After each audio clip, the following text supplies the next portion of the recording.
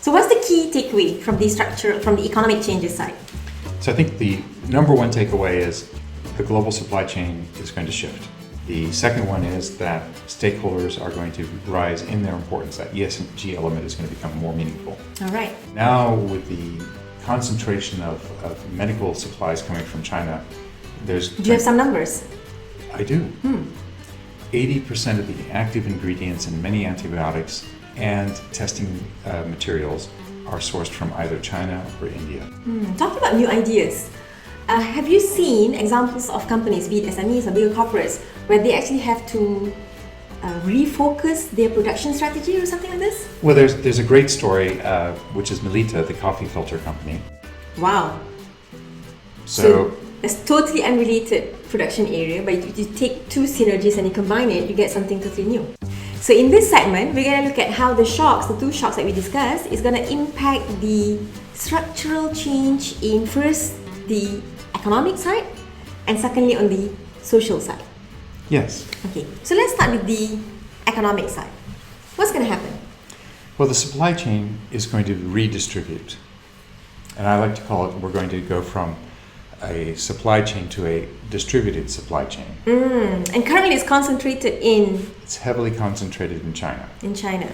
But it's no longer going to be just the American conflict with China, which started before President Trump, as the American military began to fear the demand for Chinese inputs into things that they use every day.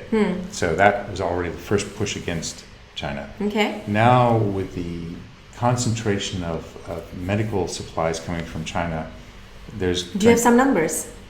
I do. 80% of the active ingredients in many antibiotics and antivirals and testing materials are sourced from either China or India. That's a high concentration, isn't it? It is. Okay. And so, from a political point of view, major governments are not going to stand that anymore. So we've already seen France, even the United States, Germany, Japan, other countries talking about bringing the active ingredient production back to their countries so that they will not be left without materials if they need them. So the redistribution of the supply chain is going to start with the medical sector. Is it going to expand to other sectors? It is. And why is that? I think we're going to have political demand for the redistribution of jobs back to deindustrialized economies, and also we're going to want to have less reliance on one major partner. Let's relate this to finance. How is this going to affect the financing side of things? Well, it's going to do a number of things. One of the important things is it's going to create investment opportunities and financing opportunities for businesses in new places. Okay. And I'll give you an example. Some things might be made by a US or a German company in China today, Okay.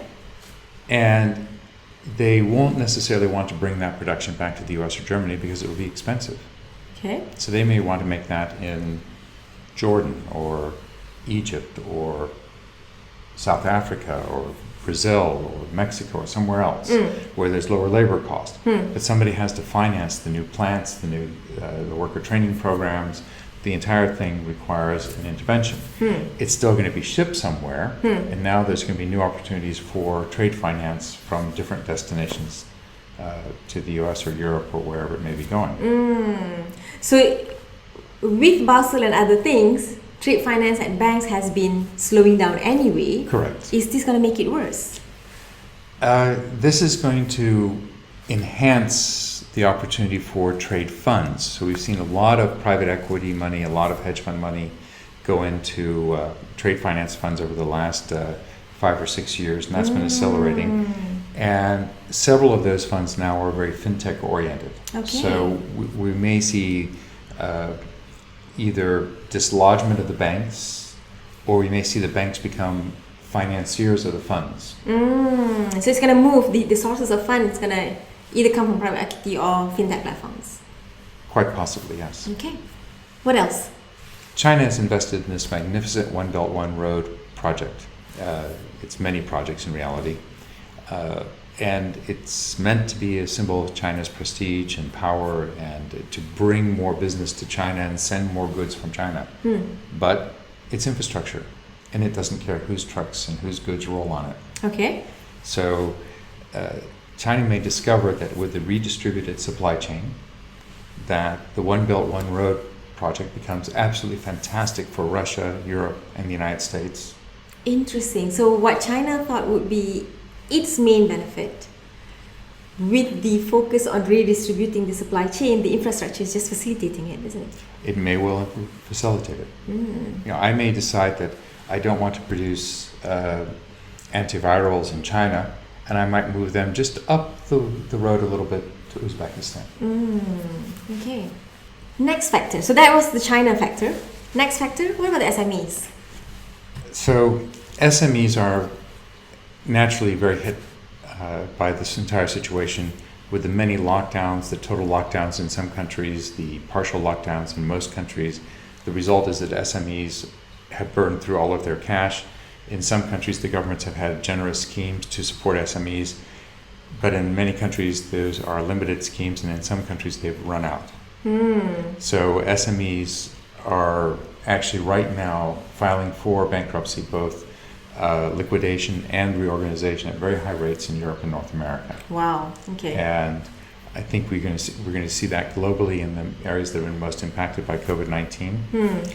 And there are two problems here. The first problem is SMEs are often the source of most jobs in an economy.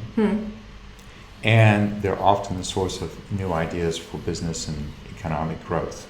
Talking about new ideas, have you seen examples of companies, be it SMEs or bigger corporates, where they actually have to refocus their production strategy or something like this? Well, there's a great story, which is Melitta, the coffee filter company.